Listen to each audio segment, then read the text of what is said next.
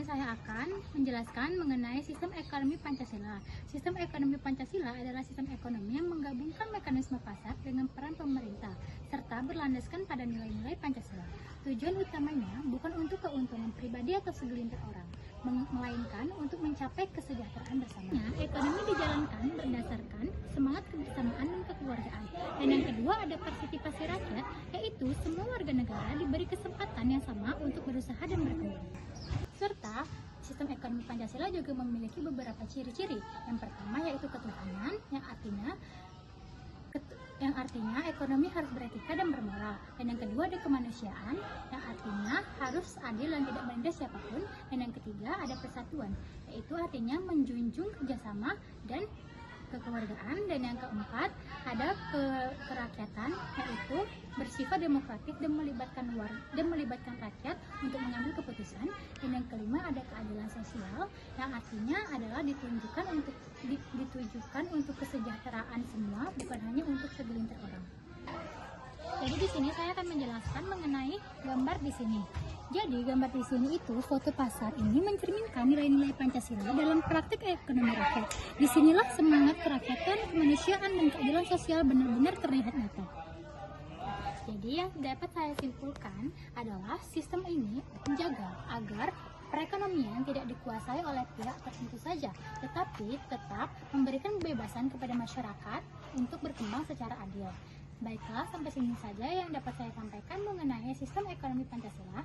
Baiklah, di sini saya akan menjelaskan tentang kesejahteraan yang berkeadilan. Teman-teman ada yang tahu nggak sih tentang kesejahteraan yang berkeadilan? Jika kalian belum tahu, saya akan menjelaskan tentang kesejahteraan yang berkeadilan. Jadi, kesejahteraan yang berkeadilan dalam ekonomi Pancasila adalah kesejahteraan yang adil bagi semua rakyat. Yang artinya, di mana semua orang berhak atas akses yang setara dalam kehidupan yang layak dan sumber daya yang layak, tanpa diskriminasi. Di sini terdapat 2 poin, yaitu pemerataan ekonomi. Ada yang tahu nggak sih tentang pemerataan ekonomi itu apa? Jika kalian tidak tahu tentang pemerataan ekonomi, yaitu pemerataan ekonomi adalah distribusi yang adil dalam pendidikan, kesehatan, dan pekerjaan bagi seluruh masyarakat. Dan poin kedua ada gotong royong. Ada yang tahu nggak sih gotong royong dalam kesejahteraan dan berkeadilan itu apa? Jika kalian tidak tahu, mari kita bahas bersama-sama. Yaitu gotong royong dalam kesejahteraan yang berkeadilan adalah di mana kesejahteraan bersama lebih didahulukan dibandingkan kepentingan pribadi. Dan di dalam poin-poin ini semua ada makna tersendirinya, yaitu keadilan harus diwujudkan secara bijaksana dan penuh kasih sayang untuk mencapai kemakmuran yang sangat berkelanjutan. Inovasi juga diperlukan agar sumber daya bisa dimanfaatkan dengan sebaik-baiknya. Baiklah, di sini saya akan menjelaskan tentang gambar yang ada di sini. Apakah kalian tahu tentang gambar di sini maksudnya apa? Jika kalian tidak tahu, di sini ada contoh ibu, kakek, anak-anak, dan remaja, dan juga ada bapak-bapak di sini. Di sini menjelaskan bahwa mereka tidak membedakan satu sama lain, yaitu di sini ada yang terlihat tua, muda, sakit, bahkan ada yang anak kecil. Di sini mereka saling memegang satu sama lain, yang dimana artinya di situ mereka tidak membeda-bedakan satu sama lain dan mereka mementingkan kepentingan masyarakat dibandingkan kepentingan mereka pribadi. Kenapa sih mereka mementingkan kepentingan masyarakat daripada kepentingan pribadi?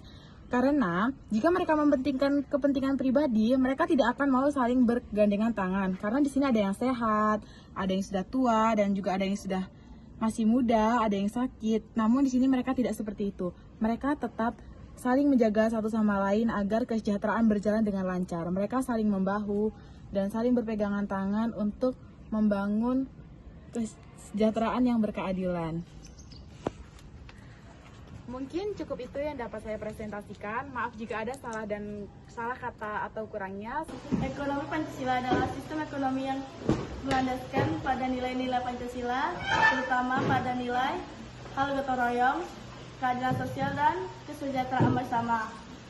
Perwujudan ekonomi Pancasila yaitu ekonomi Pancasila tercermin dalam berbagai aspek kehidupan ekonomi di Indonesia, antara lain koperasi sebagai sapu buru perekonomian.